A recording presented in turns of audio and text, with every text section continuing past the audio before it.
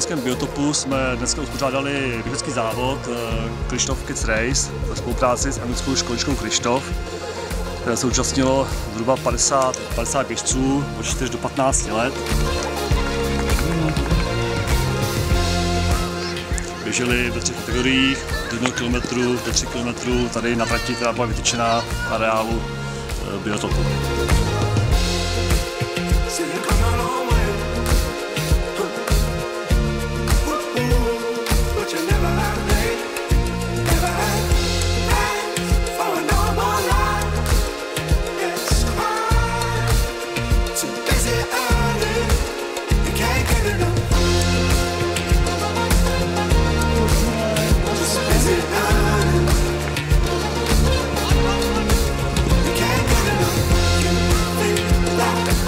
Z začátku to bylo v pohodě, ale už to poslední kolo už jsem skoro vůbec nemohl a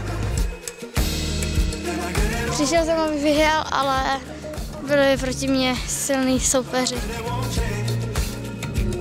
To jsme začínali každou akci premiérově a samozřejmě všechny akce budeme chtít opakovat, tak aby měli tradici po další léta tady v našem areálu.